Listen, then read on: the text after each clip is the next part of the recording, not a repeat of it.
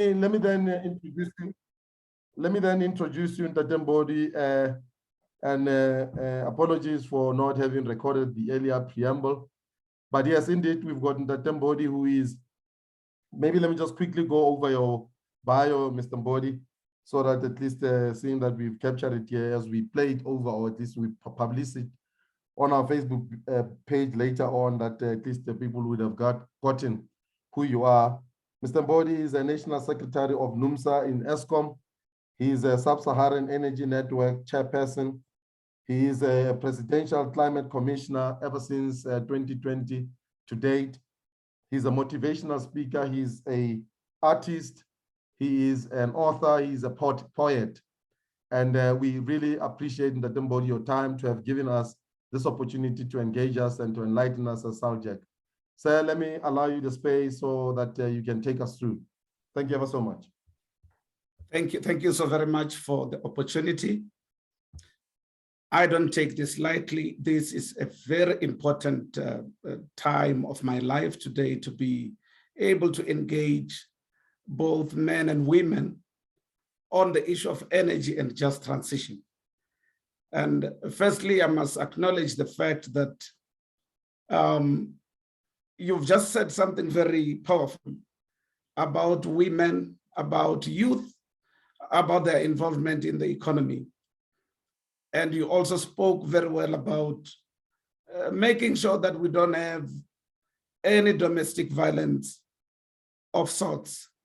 Now, I think that is very, very important. But more important is to have a man who is also informed, so that we may not be ignorant in everything. That we may not know everything, we don't have to be ignorant in everything. But I think today what we're going to do is to be as introductory as possible. I'm going to give a contextual talk that will usher in the next level of this presentation.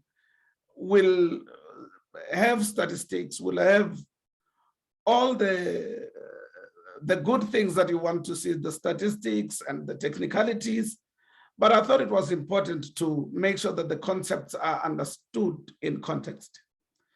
If you don't understand the context of anything, and if you don't understand the concept around that subject matter, it may be very difficult to sit in and claim that it has been fruitful for you to sit in.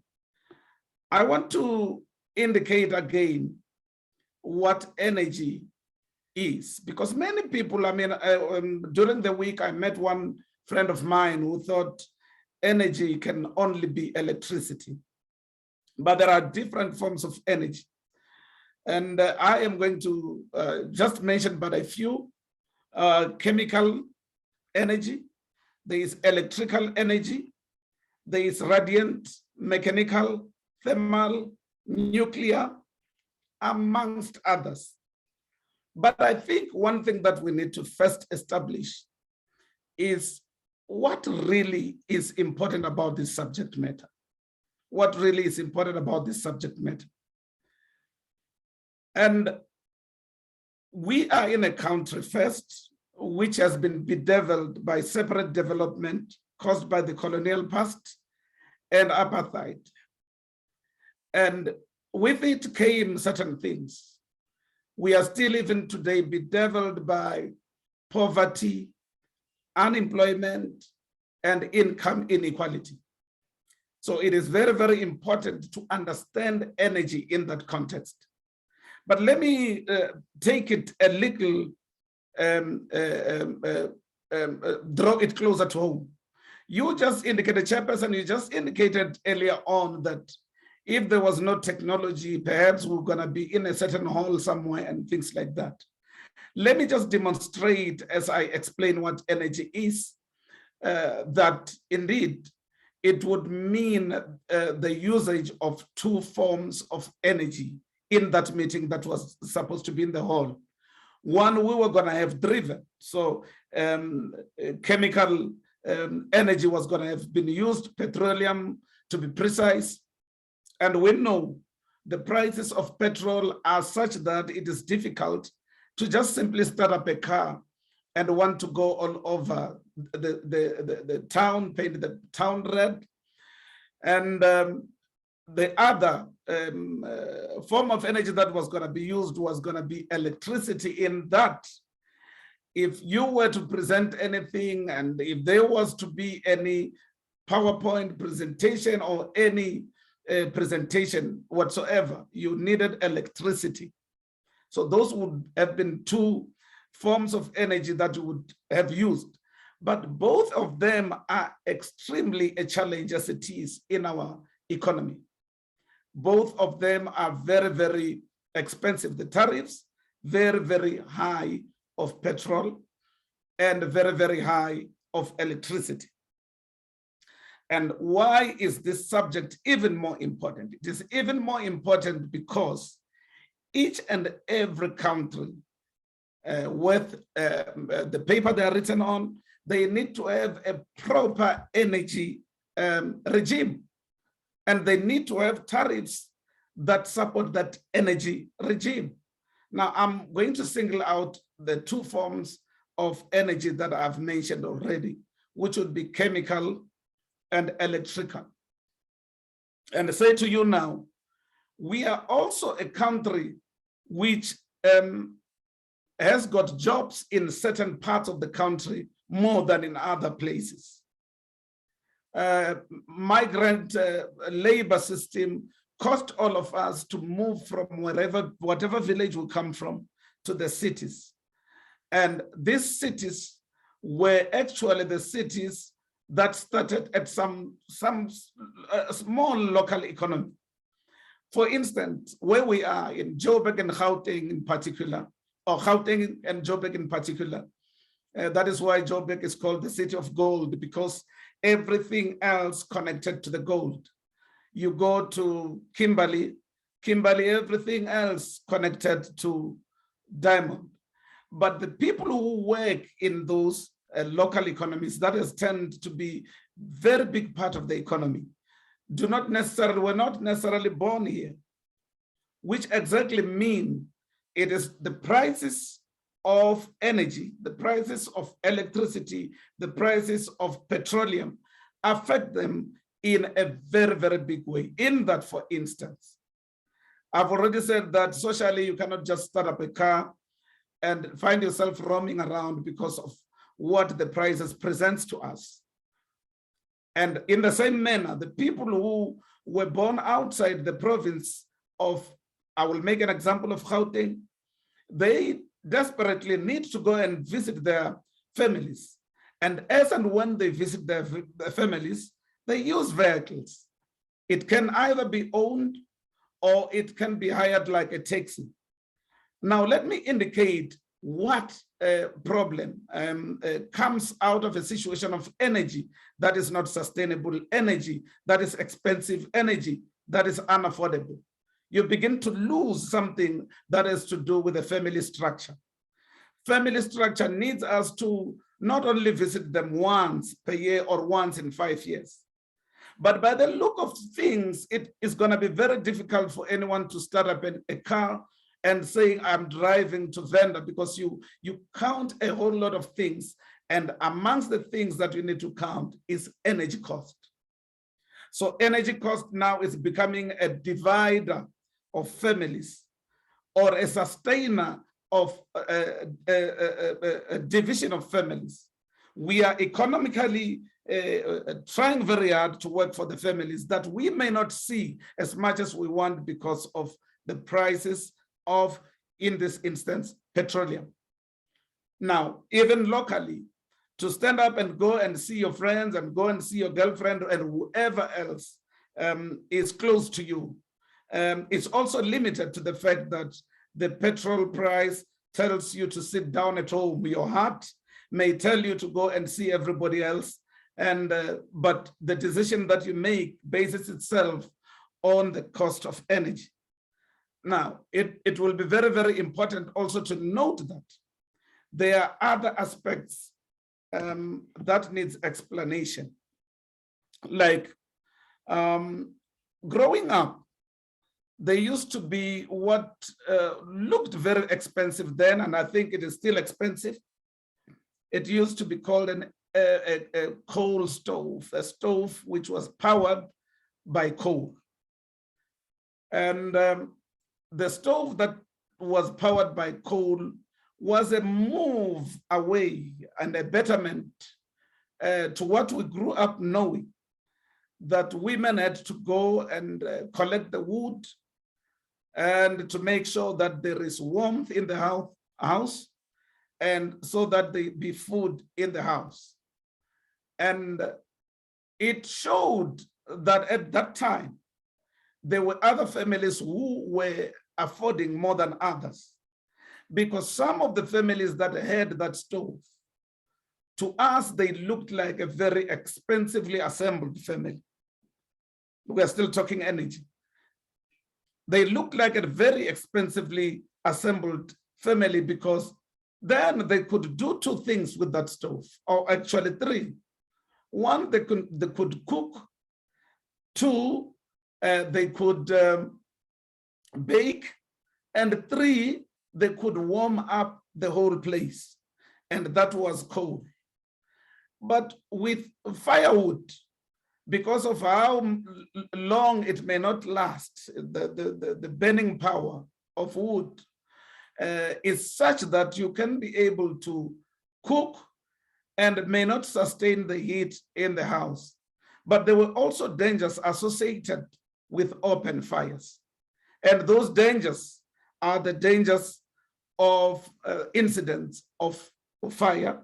One, where you can lose property, assets, and everything, and lives included.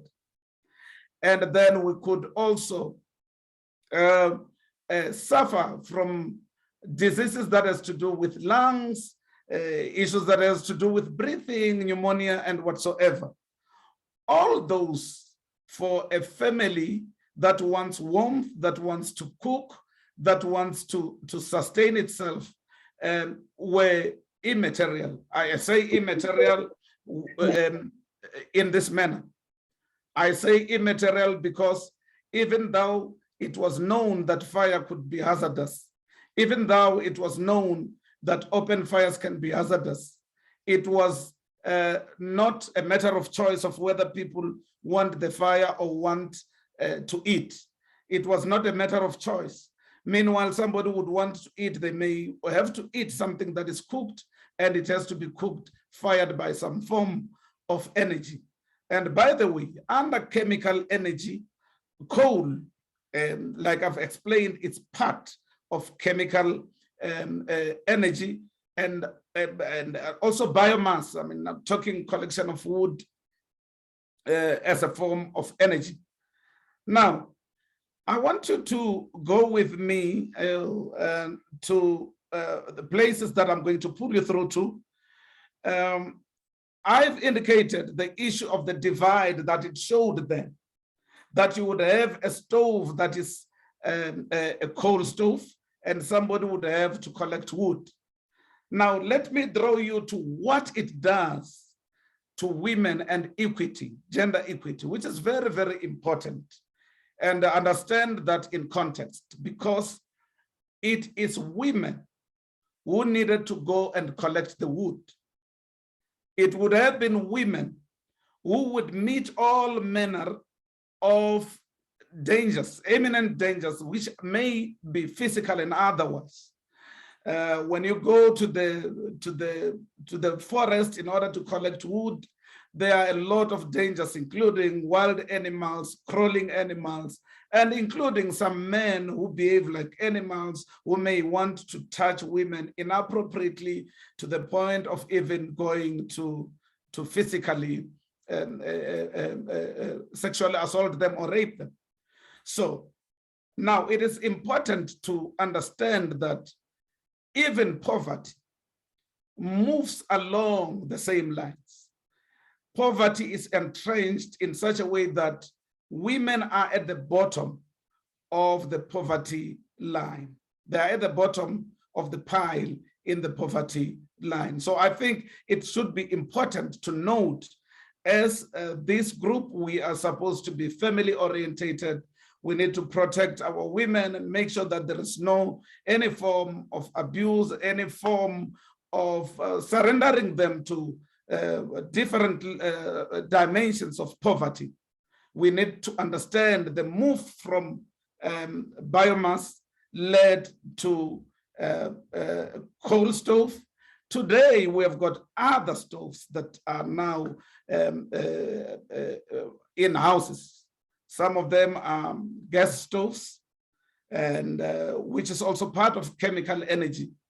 And some of the stoves are electrical, which is in another form of energy called electrical energy. And I want to indicate why it is important to worry when electrical energy is not enough in the country. As you're sitting here, you can as well understand that we have got an acute shortage of energy generation capacity in the country as it is. And the result thereof is load shedding. And it is also load reduction. I will explain them without technicalizing them. Because there was no care that was taken to refurbish the power stations. They trip now and then, which causes for them to be, some units to be off as they are being repaired. As you would know, when you are servicing your car, you can't drive it. So load shedding actually talks to energy shortage caused by many things. And I want to take you through one or two of them. One of them was moving from the colonial system to apartheid. There was a certain way in which energy was made available and made to be in use to the advantage of a few. And those few were a minority few. All of us who are sitting here may know who the minority few are, which were white. And so the economy also talked to them, and everything else, including legislation, supported that. Now, it is important to note that the shortage of electricity begins to touch the contemporary or the new South Africa in a way in which you would sit there and say, but what is the benefit of even having electricity if electricity has to set us back this much? The second part is load reduction. Load reduction, when what you may not know is that there are some areas in the country which are targeted for load reduction that takes between 1 and 5 hours of absence of energy. And the rationale behind that, we are told that it is because the distribution network has got capacity issues because people, and this is one side of the story, people are connecting more than is known by the generator, the power generator and the power distributor.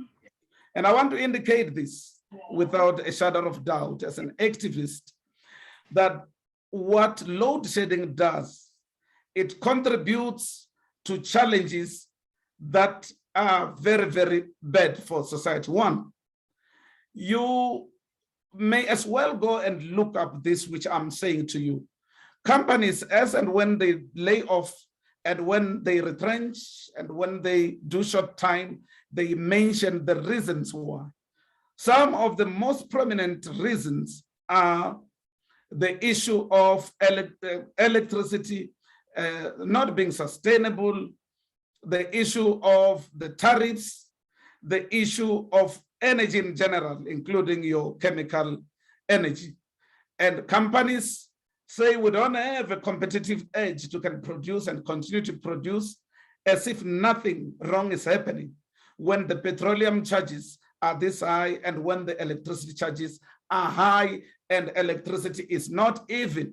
And I'm not saying there should be a guarantee, but it is so erratic, the supply is so erratic that at any given point in time, you will be told of stage 1, stage 2, stage 3, and stage 4.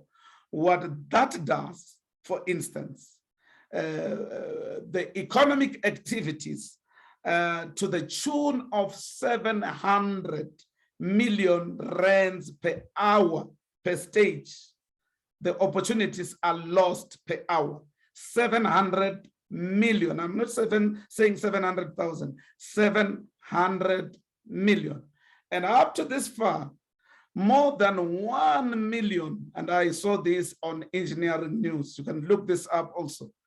More than 1 million job opportunities have been lost due to this thing called load shedding, which is part of energy challenges that we are having in the country.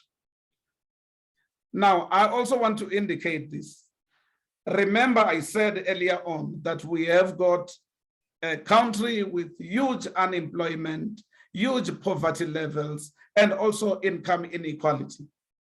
Now, when load shedding happens, we begin to see a perpetuation of the same things that we were afraid of, separate development. Because let me indicate this. Above the roofs of a few affording individuals, we have got alternatives. They've got alternatives when there's load shedding. If you drive through the township, and I happen to stay in one, you will see that it is pitch black. It is dark like never before. Only a few houses have got alternatives that are viable. But take it further. The people who used to have electricity before we had it, do you know what they do? They've got alternatives. They are a step ahead of us because economically they've got an advantage. The advantage has to do with income inequality, because Abamshop, they're still earning more than we earn. And women are still earning lesser than men in general. And I think it is a perpetuation of the same systematic challenge that we faced, wherein we didn't have electricity and they had electricity. Now that we have got load shedding, they've got alternatives to cover themselves at home, but they don't have alternatives to cover us in the workplace. I want you to underline this. At the workplace, they try as much as possible to use the reason of shortage, acute shortage of electricity as a reason why they cannot invest and continue to invest in this country. So they may choose to go and invest elsewhere because they've got elsewhere to can go to, because income inequality or what they've gained during the apartheid years and colonial years is enough to can allow them to immigrate to another country with ease. The majority of our people are even suffering from food poverty, having as less as 669 rands to can spend on food. Such a person cannot be able to afford to think of going to Australia to go and invest there, cannot even afford to think of going to any other country to go and invest, because in this country there is energy shortage. But the rest of our people who are sitting in this country today don't have any option to go anywhere. They don't even have an option of an alternative when there is load shedding. They don't even have an alternative to deal with the shortage when there is load reduction. Now, can you see now that poverty and unemployment and inequality sooner than later will make energy unaffordable to the huge masses of our people? Let me repeat this. It is eminent, it is evident that, and it is also possible that in not so long a time to come, we will have all the networks that are there, but with people not being affording. In the long run, we might even begin to criminalize our people because of poverty. We can criminalize them when they're dealing with energy poverty the best way they know how. Because in Joburg, you cannot say you are going to Ukuyoteza, you are going to look for wood, you are going to do this. As opportunity arise when you can't afford, people would go and do things which are illegal, which means we will end up criminalizing our people for wanting to have a public good called electricity. With energy, with chemical energy, for instance, if I can just explain you, growing up, I used to be, and I still am militant as ever. I was reasoning in a particular way. As and when there was a rise in taxi fares, I used to be consistent in saying, sooner than later, we'll go to town on horseback. It remained a wish that never became true, because I don't see any horses here in town, but I see people each and every day going to work, which means our people endure the fact that they don't even have income that allows them to afford. They still insist on going to work on the same modes of transport, which are expensive. And the people who are raising these tariffs, they have got a right to do so. Because if petrol price rises, what do you do? Do you say, I want charge accordingly? Well, they charge accordingly. But the fact of the matter is, go and look at the manner in which the increases are being bargained, like in the shop floor. The shop floor, it's seeing more and more bargaining that is not assisting a huge amount of our people who are both the poor and the working class. When I say the poor, remember, those that are working, they are supporting a huge number of poor people. Those that are working are dependent on the power of bargaining in order to get them something that is above the inflation rate, in order to sustain in the minimum what is necessary for them to survive. Part of that is to sustain a way of going to work each and every day, where you would use the road more, because, by the way, even the rail transport, which was available for our people, is decapacitated in such a way that you cannot, in some instances, realize how cheap that would have been if our people were using rail, and how it would have made life easier on the roads to have our people, some of them on the rail. And because of that, our people, even though it is expensive, and even though they're not getting enough increases, even though they are still sustaining the unequal income that they earned before they were born. We earned unequal income before we were born, because these were entrenched in systematically in apartheid and colonization, that the majority of our people would not earn as much as white people would. Not only white people, and other people of color, they were earning more than us. I want to insist that even when we've got rail commuter system, it is not functioning, which means then our people are forced to do what? They are forced to make sure that they fork out the little. They don't have a choice. If they have a choice, it's a choice of taking out a meager income, put it on transport, go to work, or say, I will keep it in my pocket and not work, and I won't go to work, which would still perpetuate poverty and unemployment. I think the majority of our people have got nowhere to go. Meanwhile, all of us may sit here and have options.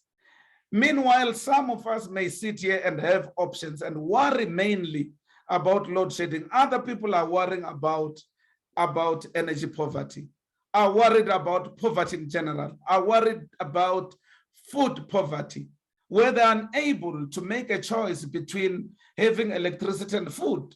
There is no choice to make if you've got 669 to spend on food. You've got to now think, do I need electricity or do I need food? What do you think is a brainer for that? It's a no-brainer. You will definitely have to make a choice that sustains your living. Now let's move on a little, but I think just as we talk, keep on remembering this. We are a country bedeviled systematically by unemployment, by poverty, and income inequality. As and when you talk energy, you mustn't talk of it superficially. We must talk of it, basing it on the experiences of our people, the day-to-day experiences of the majority of our people. Now, as we move on, I think you also need to understand the following.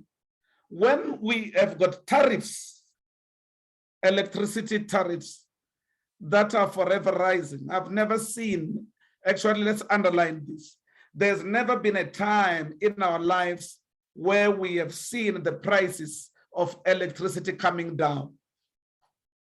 And I do understand some people who are very, very learned will tell you that prices are demand and supply, are market forces driven and whatnot and whatnot.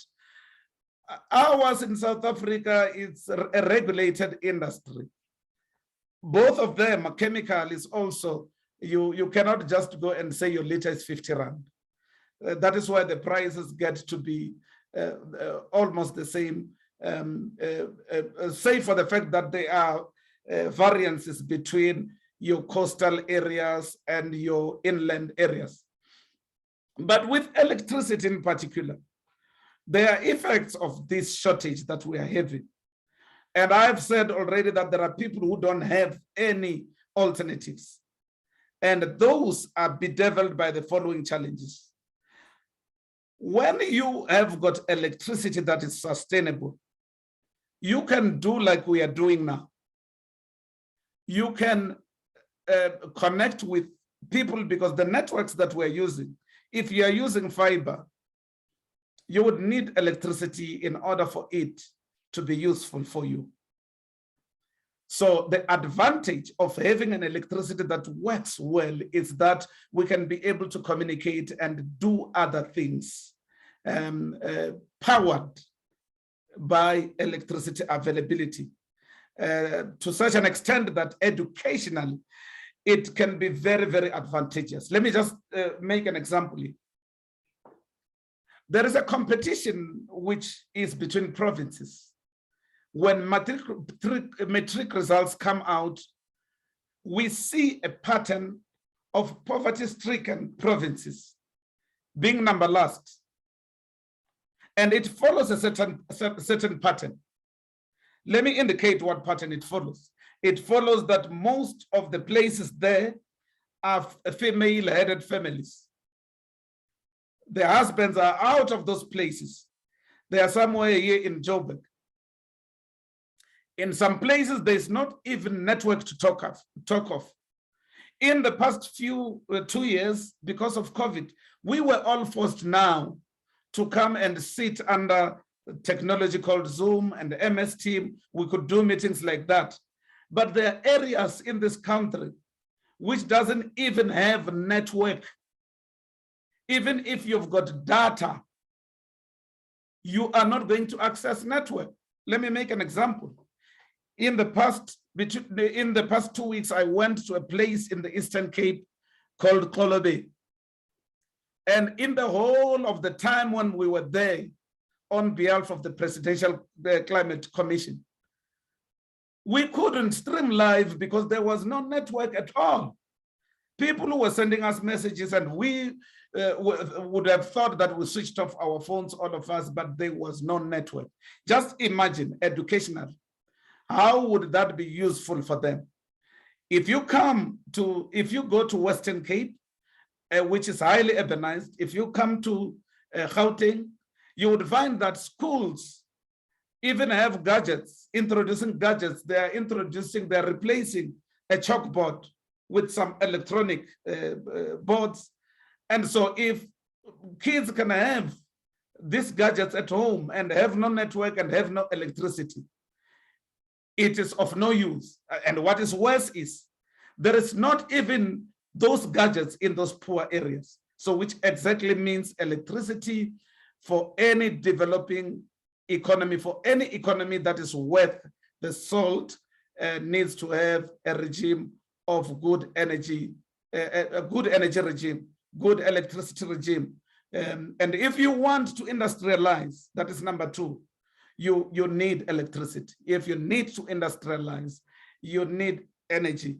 And if you've got any industrial policy which doesn't talk to energy, then you have got an incomplete set of what can drive your economy and what can sustain your democracy. And the poverty will be entrenched because soon as we are not taking care of the energy regime and energy systems, soon as we will let go of the tariffs, runaway tariffs, we are going to have a challenge where deindustrialization happen, as it has already started to happen. Bigger companies or large power users like your smelters and foundries have found alternative places to can go and be competitive as they produce. And by doing that, they're actually taking away not only job opportunities, but jobs, because our people are not following the jobs, are not following the companies where they go. Number three, it is the issue of gender equity. When you go to areas where electricity is, you don't have women who, instead of studying or who, instead of teaching or helping their kids, are cutting wood or away from the family. Where child-headed families have got to go and fetch for the wood so that they can be warm at home. You don't have that in areas like Gauteng, in areas like Western Cape, because of the patterns and the levels of poverty that are lesser in those two provinces and worse in the other provinces like Limpopo and Eastern Cape, among others. So there is improved gender equity in places like the urban areas. And the gap begins to be bigger between the informal rural economy and the informal urban economy, and the formal rural economy and the formal urban economy. There are gaps because others are still using they don't have energy to talk about. They don't have electricity to talk about. They are still plowing using oxen. Others are driving tractors, and tractors to have diesel and they can afford it. Others are using oxen because of income inequality and poverty and unemployment. Others, because are in an advantageous situation, they're able to have this and that is assisting. But for women, I've already indicated that even in poverty, women are at the bottom of the pie. Even in income inequality, women have got to work thrice as hard in order to earn like men. What more in the rural areas? And you see, when you've got, number four, when you've got electricity that is sustainable and safe, you don't have any problems of fires that have engulfed our informal settlement. Our informal settlement needs light, water, amongst others. And when you don't have electricity, you would have to light up something. You would have to have braziers. You would have to have open fires.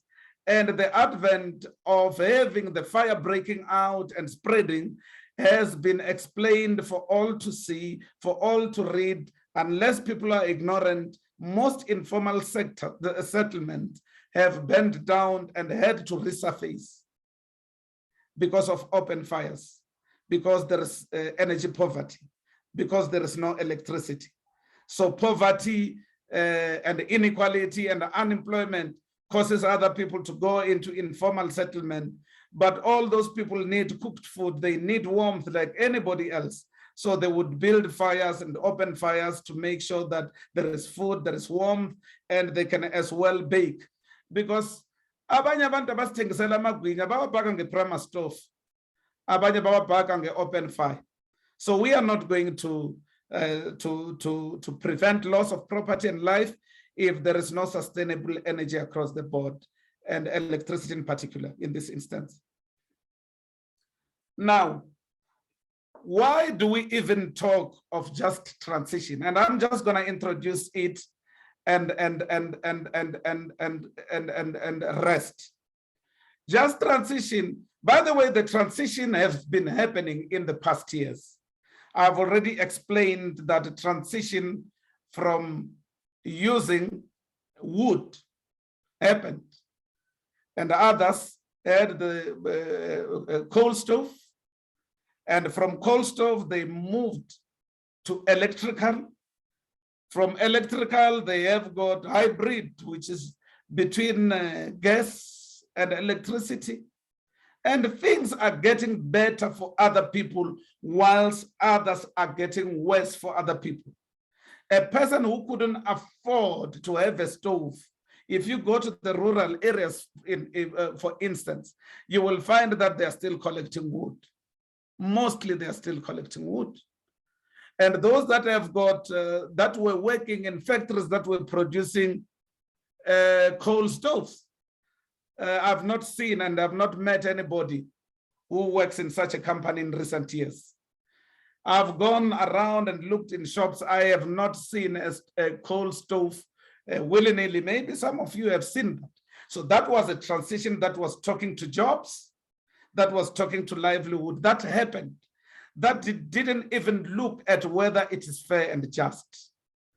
If it was to be fair and just, it should make sure that unemployment, people should not lose jobs, the poor should not become poorer, the income insecure, the income inequality cannot continue to perpetuate throughout the transition, because there are transitions that are happening which are not just, which are not fair, which are not inclusive.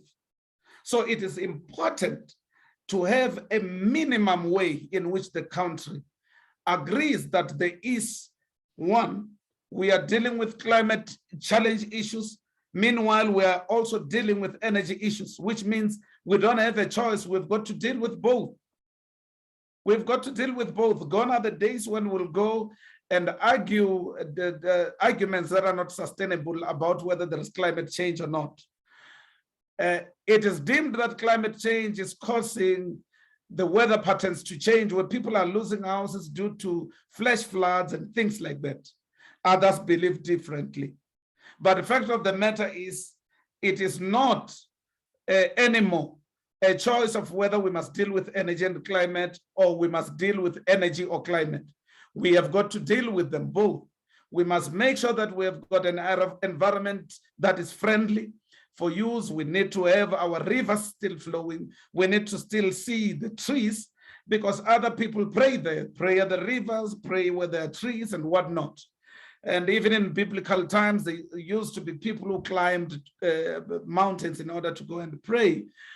So we need to have a climate resilient economy.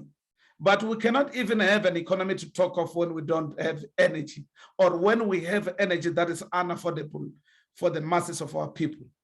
As it is right now, our people are using buses, are using their cars to a certain extent, and are using taxis, and they are feeling this burden. They are feeling the burden because even those that had lift clubs, they are losing people from the lift clubs because of unemployment that is really encroaching us the space via layoffs, via your short time arrangements and retrenchments. These retrenchments are reducing the people who would have been in the lift clubs. And so it is becoming more and more difficult for us to sustain ourselves. I want to end by saying this. There are very important things that we need to consider. In all this, we need to remember in the apartheid years, there used to be SOSO, which was trying to produce petroleum from coal. But because it was giving us some advantage, that thing was criticized. There's been a lot of other people who are saying, no, let's keep coal on the ground. So there were also pressures that comes from internationally that really do not care if you've got an economic advantage to be better, who would say, no, social must stop what they're doing. On the other side, there used to be ways in which the economy was sustained in the heydays of apartheid using coal. So people got rich because of coal-fired power stations, and they got rich by social producing petrol. In this time that we are in now, the international world has entered a space where they are determining what form of energy regime must you have as a country.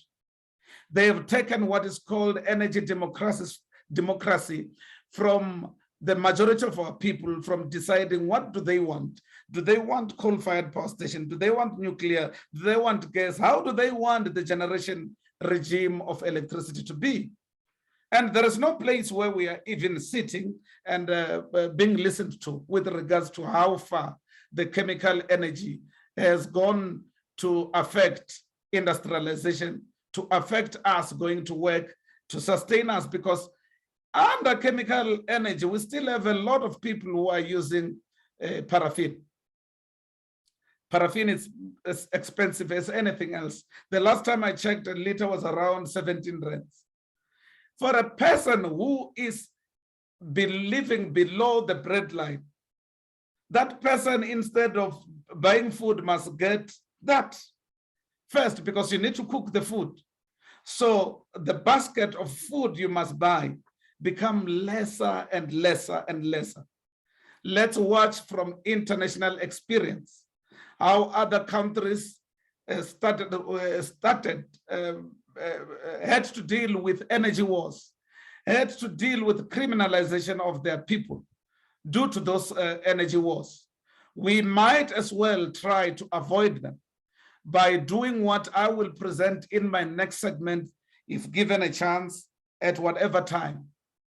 If given a chance, we'll talk of this transition and how we should manage it, how we should take the power away from the people who have taken the power of reasoning around energy away from us, who have made energy an above us kind of an issue, which gets discussed in high places, which gets discussed in Geneva, which gets discussed in the offices of the IMF and the World Bank, and people who are suffering from lack of energy don't have a space where they can talk. Actually, the relationship between business and government produces shared solutions. The poor and the working class, they are at the receiving end. Whilst they are at the shop floor, they are struggling to sustain their jobs and livelihood. When they are at home, they are struggling to sustain families because there is no energy regime that is affordable for them when they go to work and when they return back from work. So just transition will be dealt with, if you allow me, in the next segment, if given a chance to continue with this. I thank you, ladies and gentlemen. I think this was as introductory as possible. Now we can as well go into the concepts that are in the mainstream so that you understand them, so that the men in the street, the men in this organization, may be a pointsman to other men, to be able to see energy as a very important aspect of building not only society, building economy, not only building economy, but also sustaining livelihoods and jobs, which are the mainstays of families. By the way, we're not going to even have this. If I didn't have electricity today, it might have meant that I don't have also connectivity. So energy is very important. A man somewhere in the rural Venda, a man somewhere in the rural Northwest, a man somewhere in the rural KZN needs to have the same amenities and needs to be empowered the same as any other man in the country. A woman anywhere in the country needs to be empowered as any other woman and as any other man, and as any other human being alive. So energy is at the center of it all. And there's no democracy that will ever sustain itself without a viable energy. And that is why the IMF and the World Bank, it's all over the show, trying to give advices, pumping in, and I would say this under correction, they are pumping in advices of how each and every country can have a sustainable energy regime. As in my capacity as a Sub-Sahara Energy Network chairperson, I happen to know the energy systems of different countries, and all the countries have got different challenges. And those different challenges, if you look behind them, there is the World Bank, there is the IMF. In the next segment, we will talk of the geopolitics of energy so that you understand it in context, so that we can come up with solutions, so that we can also play in the policy formulation stages. I would want to see, and it is an invite, ladies and gentlemen, I would want to see this organization, which has become my organization too, being part of all the energy consultation and spaces.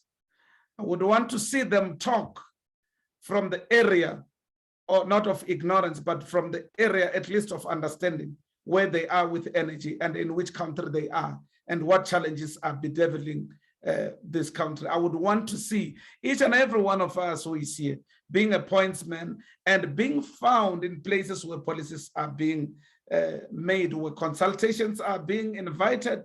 We need to be vocal as possible. I thank you so much.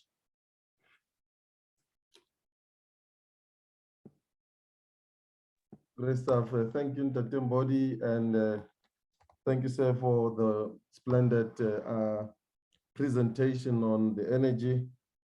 To really just go over it for the sake of those that missed in the early stage of your presentation, you indicated the difference in the energy spaces that we have. We've got chemical energy, radiant energy, thermal, electrical energy, and you also indicated the propensity as well as the impact of particularly the chemical and the electrical energy to our lives as the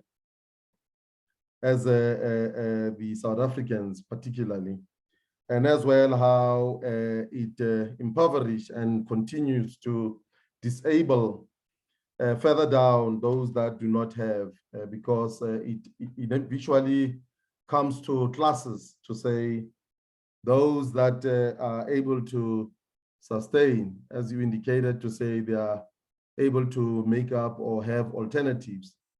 But it is a bit difficult for those that do not have alternatives, because then they'll always be battling. And I appreciate the way in which you have structured it. You indicated how this also goes far below to the nature of the inequality, whether we're talking gender or just inequality in terms of just how economically we as South Africans are displaced. And I think there was just quite a lot that you took, and you went through the electrical energy. Well, you went through the chemical energy, and you spoke on the petroleum impact in terms of how that space also can have its own influence in terms of the economy of the country. And you went to depth in terms of the load shedding that we have currently and experiencing, and the reason and the rationale of some of the challenges that may have risen these load shedding, such as services to the power stations, the delays in terms of really going the strive to keep up. So such that, as you indicate, we find ourselves as a regime that has got a stable energy regime, or what you call it, energy regime. You called it, I jotted it down here. It's you said a country that does not have a sustainable energy. It's also a country that is also in in trouble, because you need to have a sustained or a regime energy plan that then talks to all these other effects. Let me then open up for our colleagues, our friends, ladies and gentlemen. We've got Untitled Mbodi, who actually gave us some insight in terms of this topic.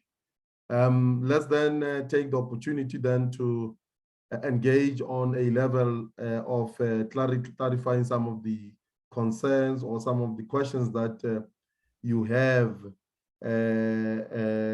stemming from this topic of energy, how it has evolved, the transition thereof, where we're using coal, where we're using wood, to today where we are using stoves, and we're using even gas stoves, and the future that's still sitting ahead of us. So let me open up, and I'll take hands if there is any hand in respect to the questions that may be wanted to be posed around this topic.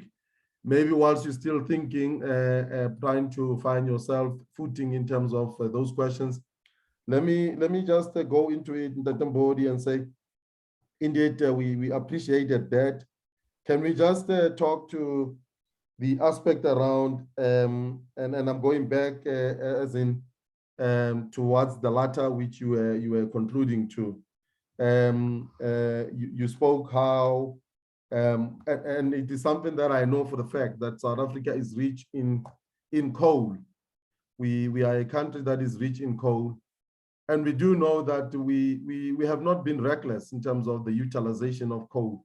However way, whether we're talking how we have been supplying ourselves with coal-generated electricity, we have actually been keeping up to regulations, as you indicated, to say there are quite a regulatory things that needs to be followed in this country to find yourself in a good space. So I just wanted to test in terms of this drive and the propensity that is coming from the international, the pressure that is coming from the international to say, we as a country, and we, by the way, we are a third world country, we're still developing ourselves. We are not in a space where we can say we are comparable or we are comparative to those counterparts of ours. What is the likelihood that South Africa, and I'm trying to shape this question such that you understand me clearly. Hence the reason to say, I know for the fact that the ESCOM generation of power using coal was regulated, and we're within spaces of generating that coal or generating that fire, that energy using coal in an appropriate way. What is it that makes it difficult that whilst we have enough resource of coal in this country, that there is quite a drive to want to shy away from that reality and want to adopt something that we are far off? I'm trying to say, if you compare South Africa to China, or you compare South Africa to America in terms of industrialization and how climate has been ambushed or is being abused in those countries, we are far less and are far intruding towards climate in the way in which we are using. Why is it that South Africans are not, or at least the government is not pushing back to say, yes, you need to understand that coal is a reality, it's our resource that nature has given us. We will be in a space where we will try to regulate it such that when we use it, we don't necessarily find ourselves exposed to harming the climate. Let me pause there, sir.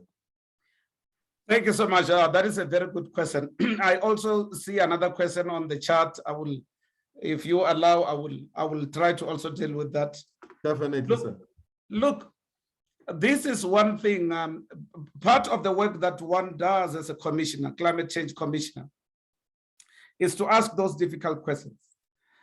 South Africa is it's a country that needs all of us to stand and take power from the powers that be, because they don't seem to have all their thinking in the right place. For instance,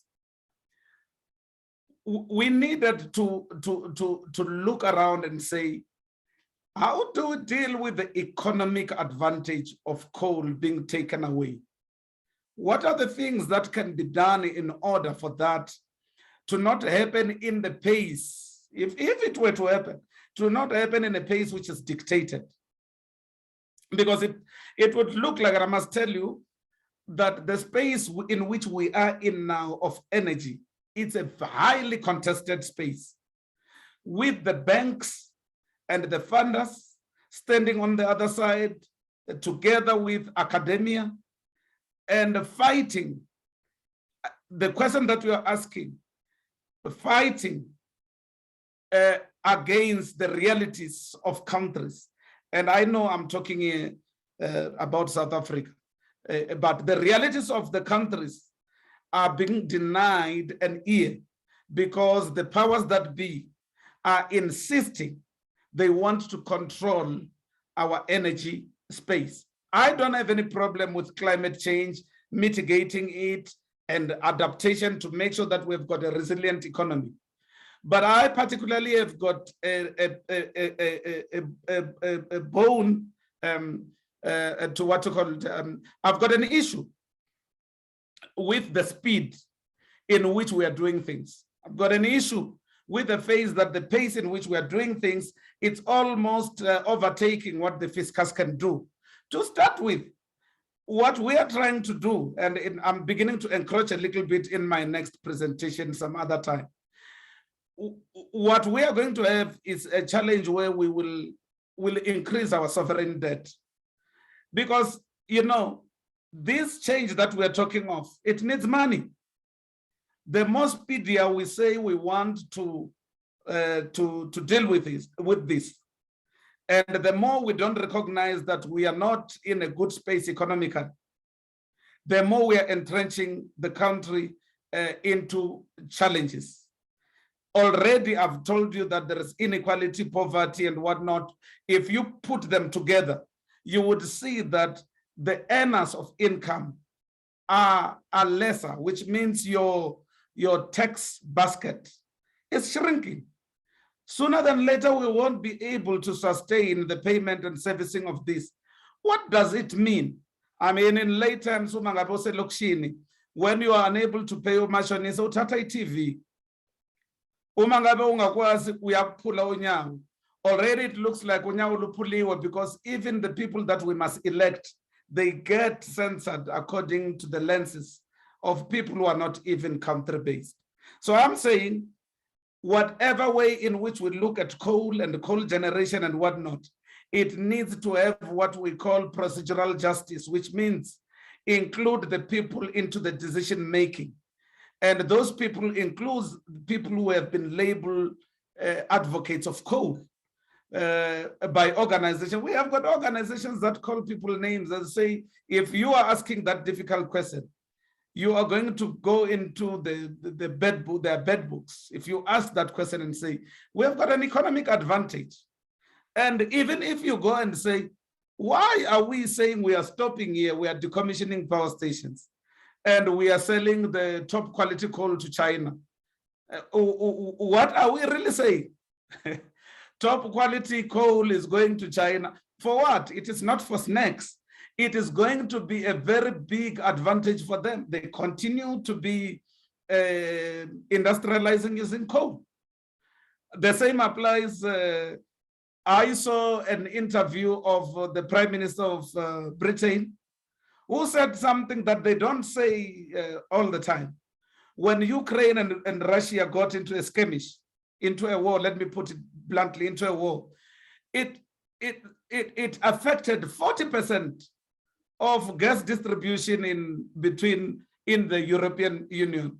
Guess what Britain, or what in Europe, guess what Britain says? The Prime Minister says, I tell you, nuclear is back. Nuclear is back, and we are not going to have one reactor per year. And no, we're not going to have one reactor per 10 years. We are going to have one reactor per year. But these are the same things that are discouraged when you go into the public domain and say, don't you have nuclear in South Africa? We have a nuclear power station that is in Quebec and go and check if there have been big safety issues. No, there have not been big safety issues. It is just that there are sponsored oppositions to what may become advantageous. But the politicians also, they like it to go and volunteer things. And when they volunteer things, they go and entrench themselves into a problem, entrenching us into a problem. Let me make one last example. For instance, after 1994, do you know what we did? I'm just trying to show you the kind of reasoning that needs us.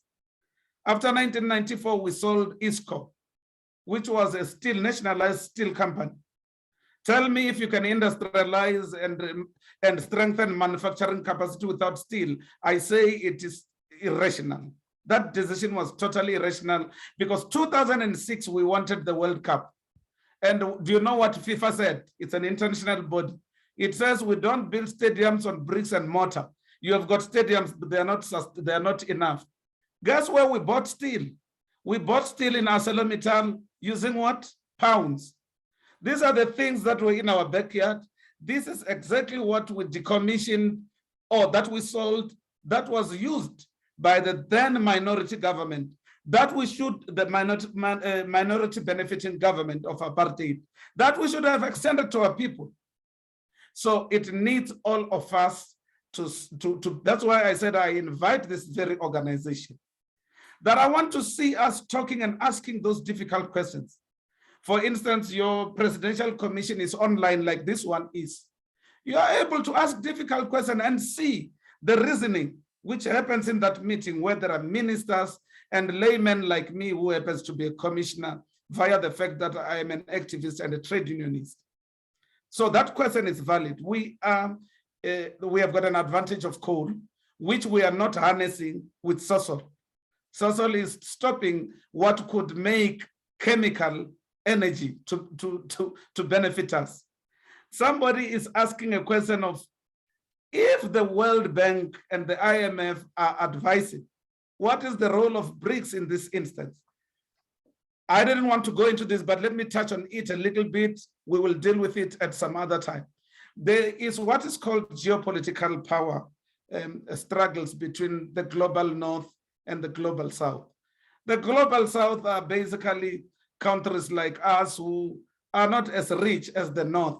You know, we used to have the West, but there is geopolitically, there is a north and the south. And the north is the one that is dictating a whole lot of things. Even when you talk of 4IR, they tell you how quick, how it should be, but they don't tell you how you will deal with unemployment and poverty in your places. And meanwhile, they say, oh, okay, decommission your power stations. They are saying decommission, but we don't care how you deal with energy poverty. They are not telling you how to deal with energy poverty. They say open up your private, allow for private and public partnership, which by the way eventually leads to privatization, which leads to people seeking profit, charging high prices. I mean, let's just talk of it briefly. Telkom, for instance. Telkom was a parastatal. Right now, it is so much owned by the private sector that the view of public is irrelevant. Right now, we are introducing this thing of saying we're going to have each and every house having 50 gigabytes. But who was in a better place to be controlling that than Telkom? But we were told that let's get private partnerships. And the same with you want to have a bank.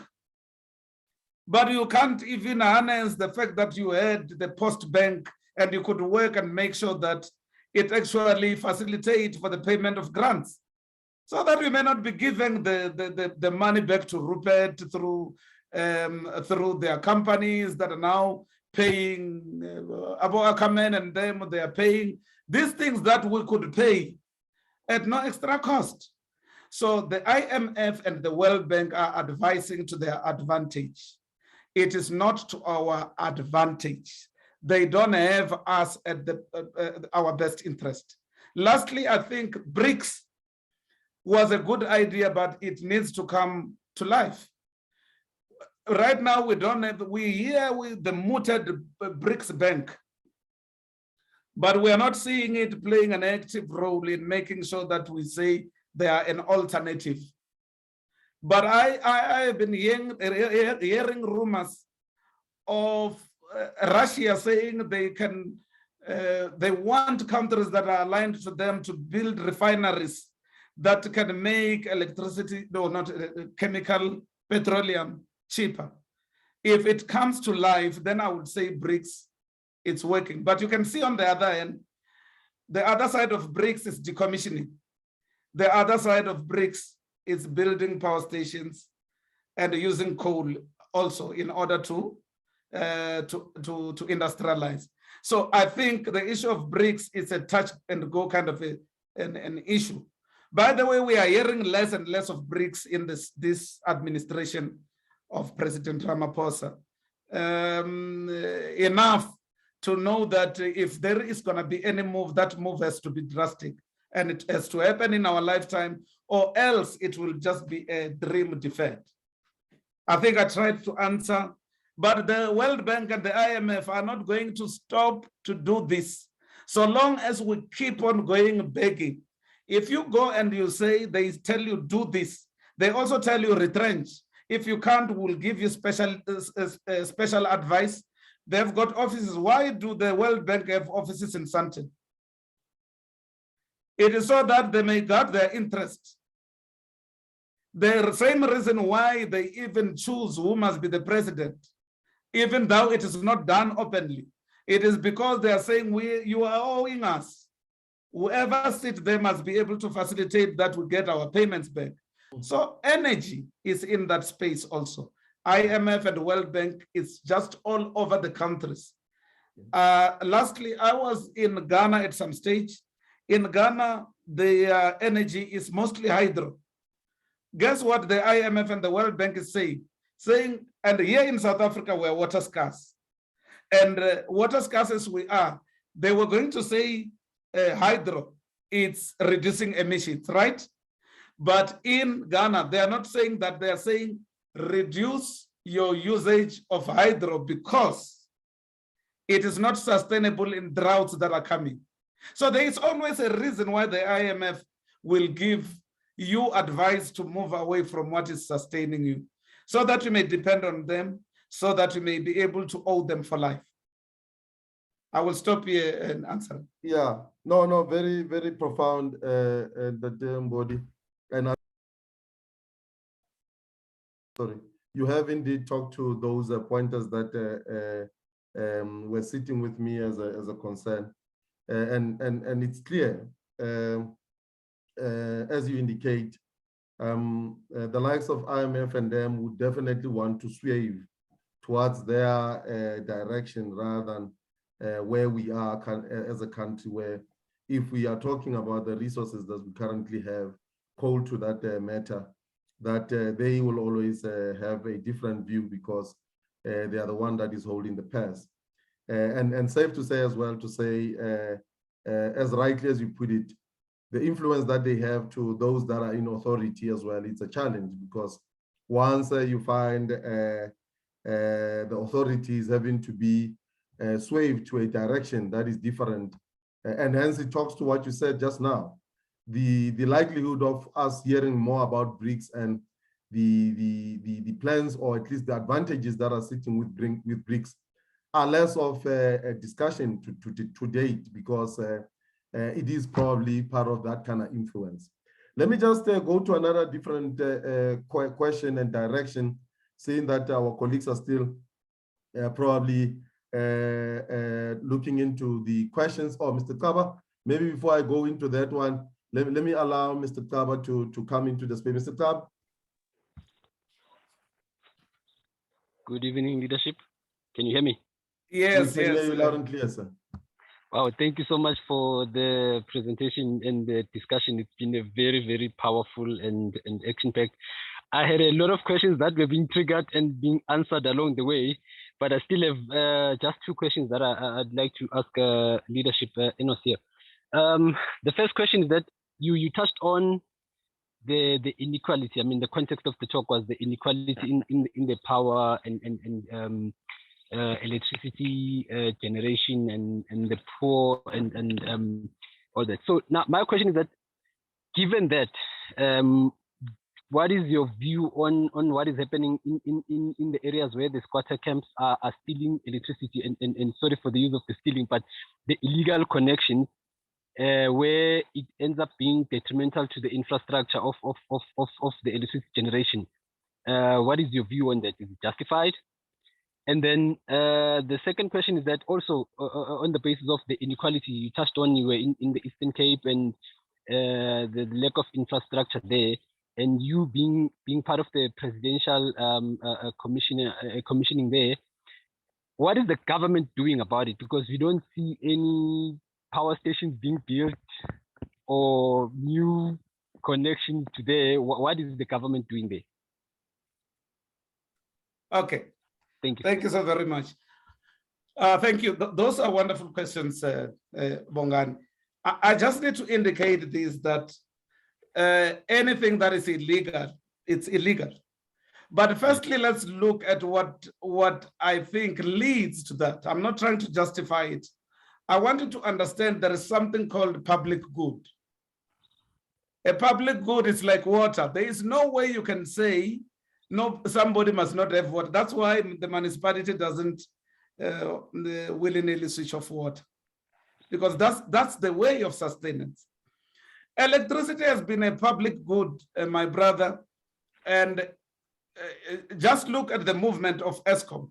ESCOM was once an NGO, you would remember that, and then it moved to a company which was a parastatal, publicly owned.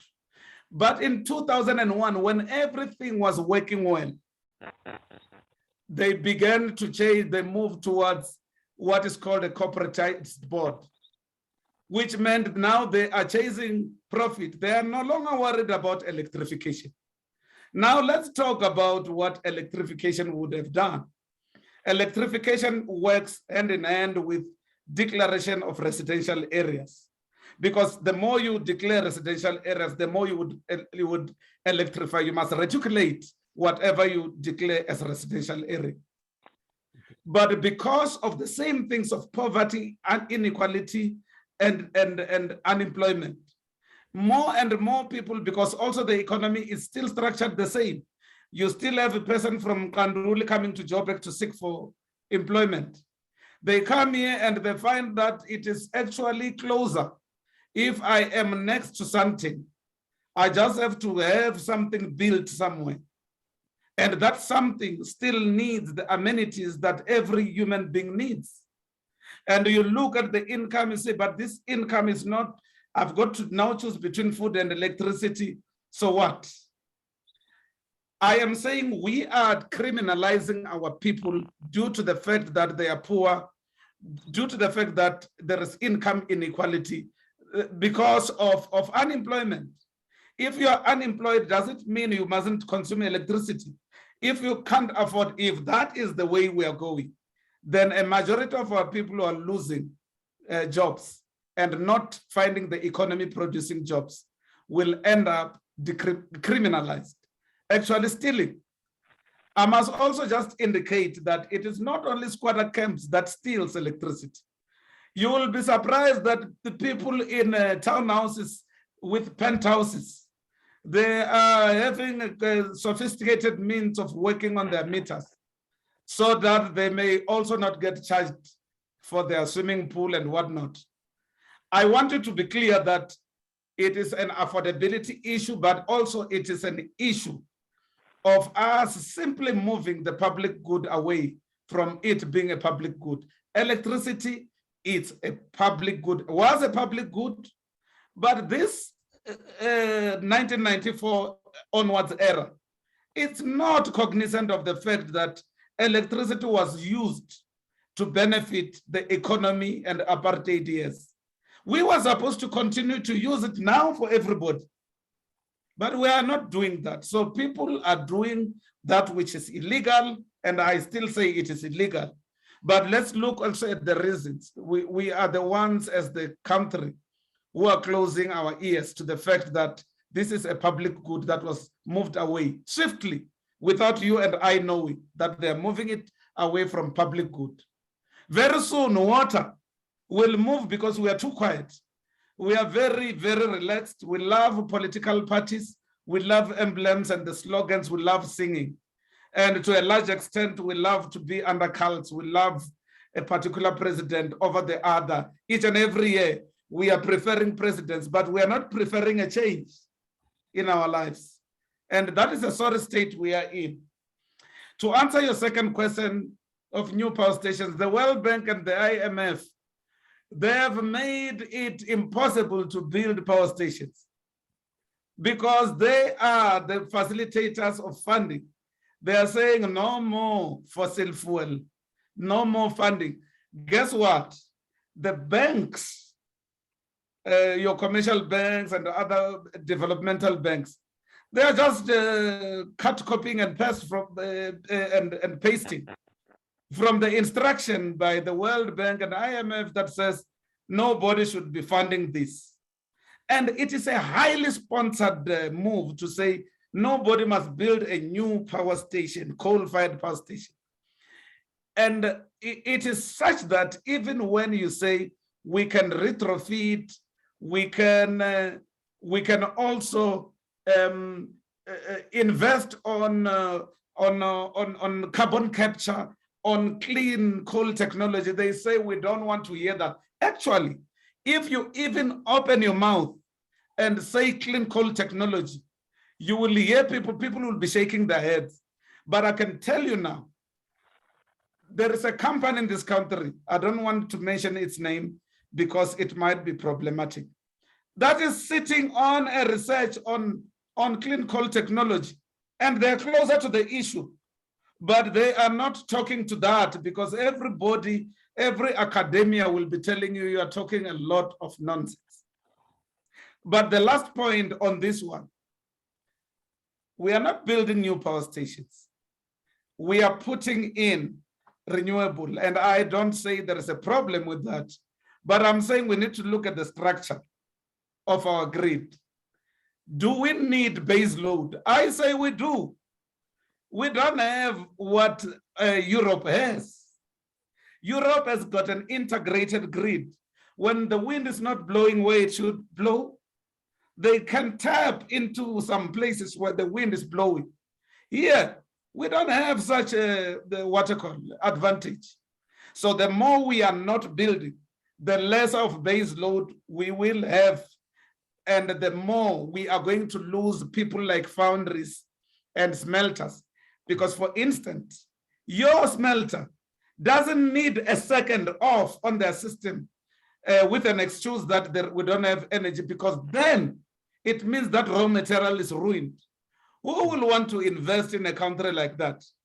So when you even mention nuclear as another power station that can be built, you are going to get into a very serious debate and will be labeled all form of names. Since 1985, nuclear has not been disastrous for us as a country. Even the nuclear waste, where it is being stored in Northern Cape, in parts of Northern Cape, has not even filled a quarter of a tennis court. So we don't have a big problem, but so much as the World Bank and the IMF says we don't support this, we don't support that, then you are in trouble. You are going to have an economy that doesn't have an energy to talk about. So your economic advantage over your energy system is being taken away from you. And by the way, even the renewables that are being introduced are not owned by us. I once went to Northern Cape, a company called Abengua, which is owned and controlled by Spain. They're even wearing Spanish flags and also our flag next to each other. I don't know if even they are allowed to do that. You go there, they tell you that the control into the grid and the controls of what they're generating is happening in Spain. Then it takes away your energy sovereignty. Forget energy democracy, where you and I are saying maybe we need to build more coal-fired power station, we need to build more nuclear. Forget that. but also we are losing not only the economic advantage of what used to sustain us in the time of apartheid when there were sanctions. I'm not saying that was good, but I'm saying past the sanctions, we should be harnessing some of the things and working with them in order to sustain the whole nation. But if your energy system is controlled elsewhere, outside the country, you are going to have what is happening between Russia and the rest of Europe, where they are now against the wall because one country is in charge. So just imagine if we say we put 20% of renewables in Spain, then it actually means kwamele singange relationship in Spain, or else kuzofana nomuntu ohlala in a back room where must stand uyakwazi ukucisha bakokothe bathi hey phakamisana angaphakamisi. Is that what we want? Thank you so much. Thank you. Yes. Stand wathi kuyalalwa mas simibani ma. Athi now why ungalali wena, why do you want to lift angenasikhathi sokuya ku sikhathi kuyalalwa la. Yeah. Beautiful, Untitled Mbodi. Wow, man, this is exciting. I'm actually contemplating now. I'm actually contemplating something which is outrageous. I know that our brother, Mr. Siteve, was going to be the next speaker. I'm going to ask him to give you next, what's name, to just finish up. Just conclude us, man. Level us up. And then so that at least we track, because I can feel if there's going to be a gap in the discussion, really, we would have missed an opportunity to have a transition. But no, I'm liking the discussion and where we are going. Let me just test again in terms of the questions that are coming from my side. You would have said something very important to say. You are aware of the other networks of the other countries around us and the surrounding. And there's always been an issue, or at least there's always been some information which I want to test with you to the extent that we are told that, and I think it was sometimes in the media where we are told that South Africa actually is also supplying some of its energy, electrical energy to be specific, to our neighboring countries. And I wanted to find out then to say, if that is the case, where we are finding ourselves having to be the supplier for the countries that are lingering next to us, what is it that makes it easy for South Africa also to do the embargoes that are necessary to those countries? Not in a bad way. We are all Africans. We belong to the motherland.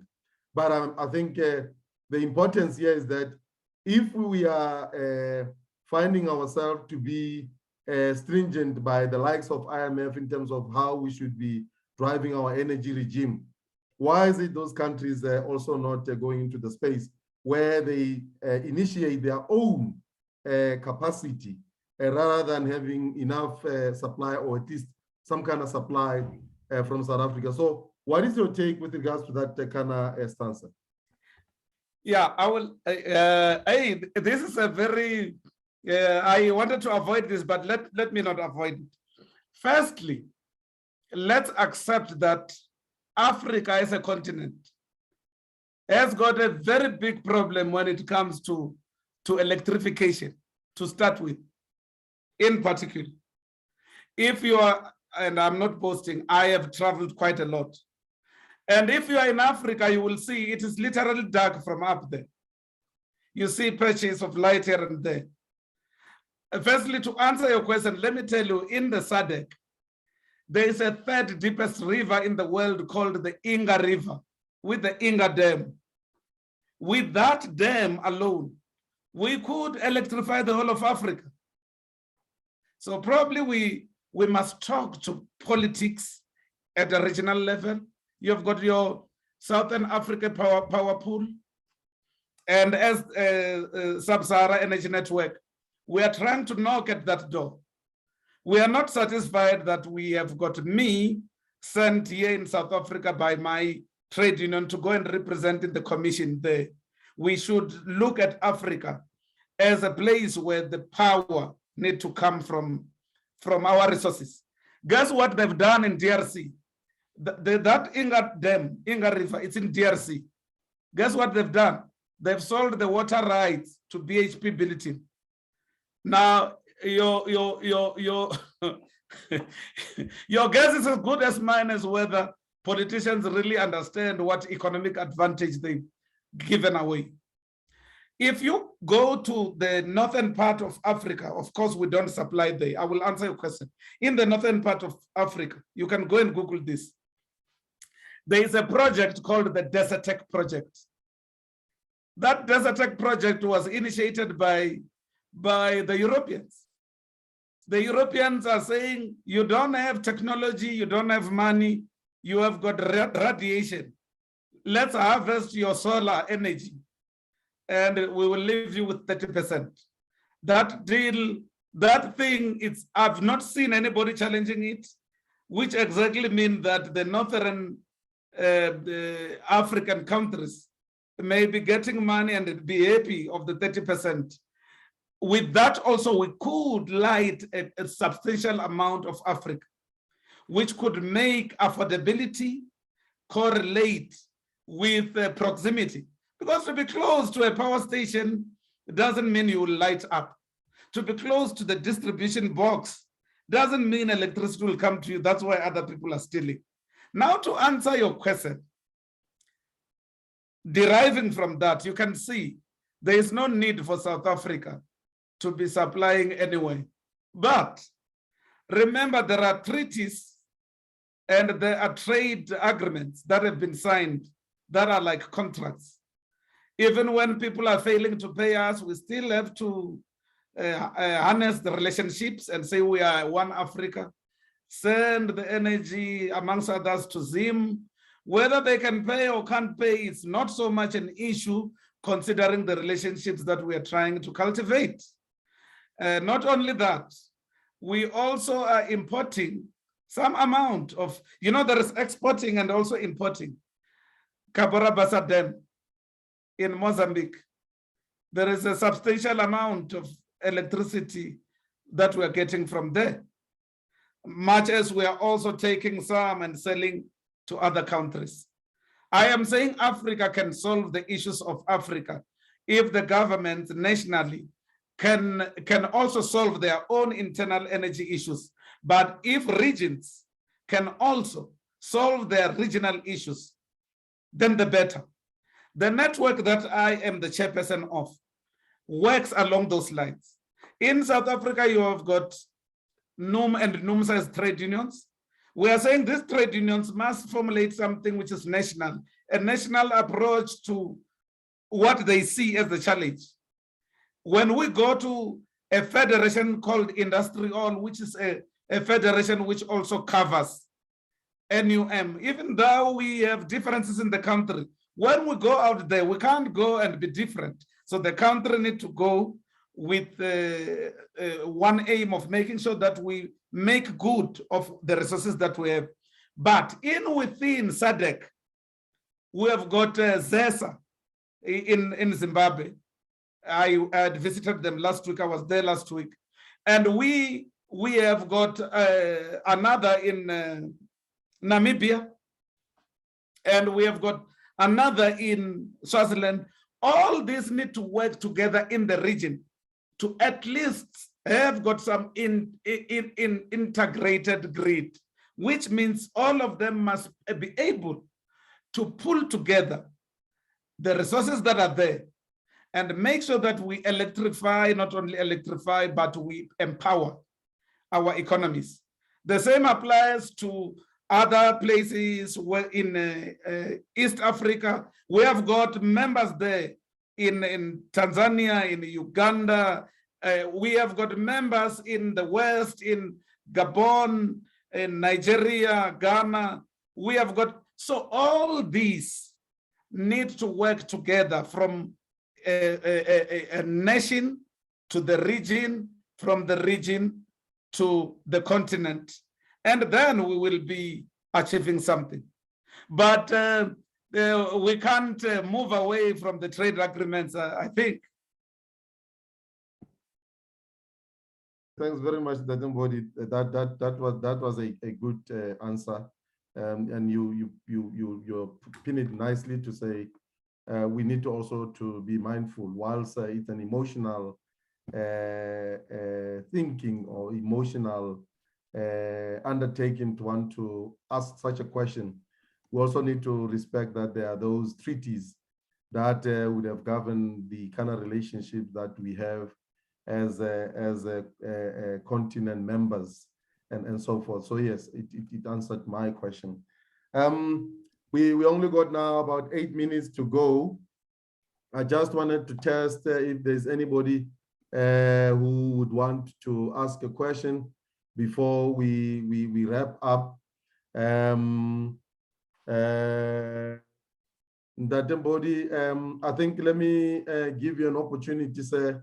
Whilst we still got time, we only got 6 minutes or so to just wrap up, and maybe let me indeed confirm that I'll hedge in, if you are able, for the date of the 28th, which is a week after this, to take us through again that transition, and then we close the whole loop in terms of this whole discussion. I think we just discussed one element of energy, which is electricity, because it's bugging us, but there's another one that is lingering that we need to talk to, the fuel one, the chemical one, and we need to be asking questions around, you know, the possibility of what would have caused the likes of Sasol not to be taken advantage of, and to really see what is it that the country can do, and those kind of things that are coming from that space. But let me give you an opportunity, sir, to just close up, and then we can call it a day. Thank you so much. And I think there is also, I can hear that there's a lot of other people. If you go now to where people talk about energy, they are talking about gas. There is politics around gas. We're importing gas, a huge amount from Mozambique. Correct. And I just want to indicate that also in West Africa, there is a huge amount of oil being rigged there. There is also gas. But politically, we seem to be favoring building huge pipes to Northern Europe than to industrialize our own Africa. Yeah. It's a sad day indeed. It is. But in trying to close this thing up, today I was whetting your appetite insofar as that we need to say what are the solutions, and I think we need to put our thinking caps on. Yes. Because now there is a marriage between climate change and energy, which we need to watch closely. Yes. You know, when people get married, we watch them closely, whether they go to church together or whether the other one drops the other at the gate. What we should be watching now is the relationship between what we are doing to climate and the issues of energy. Yeah. And also the other issues that we must do in transition, because it is a transition.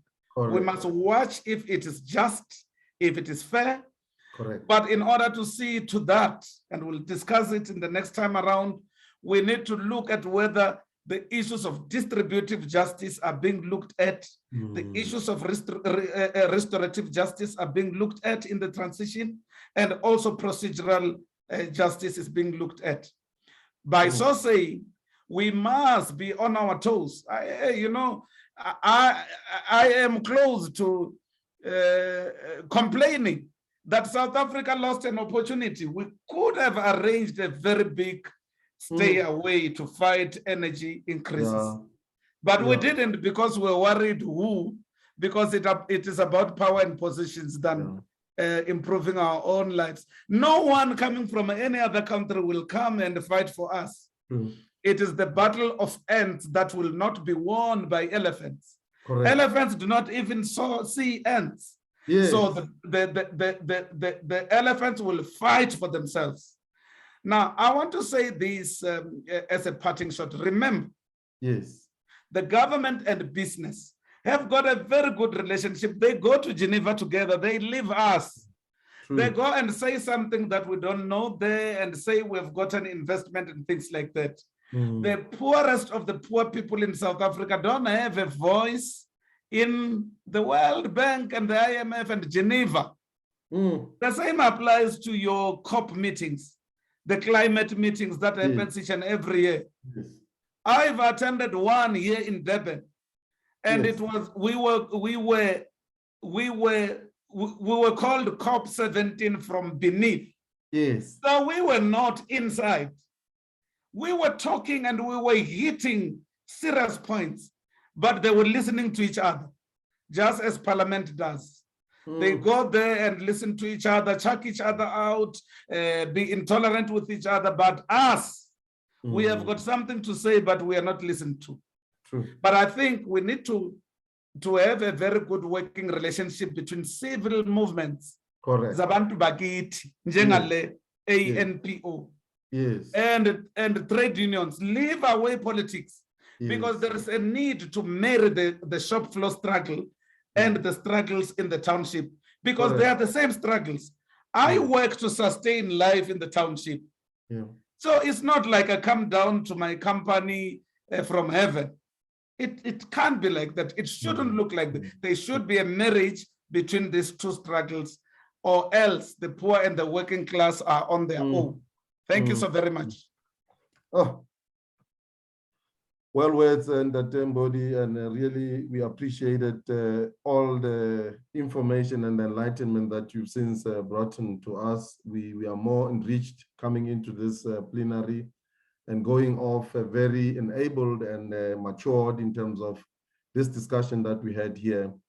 We also would like to convey our gratitude and our ever-flowing love in terms of you having wasted, or at least see it fit that today you needed to talk to us and stop other commitments that you probably could have found yourself in. We thank you ever so much there. Let me also take the opportunity to thank every one of us that are listening in this plenary, in this lecture. We thank you ever so much for also having coming through, for engaging and also listening over the discussion point. We are indeed going to take a second phase of this story, this discussion. As I indicated, there's quite a lot that is still sitting in the basket. We have not even touched. That somebody reminded me to say, I'm talking about chemical, what about gas and its effect? So I'm more excited. Let's see. Watch the space. We will be getting that Mbodi to come in and give us more on this discussion. And then to wrap it off all, thank you ever so much, and do have yourself a blessed week ahead of yourself, and God bless. Thank you ever so much. God bless you, and thank you to everyone who listened, who watched. Thank you, sir. Good evening. Thank you. Thank you.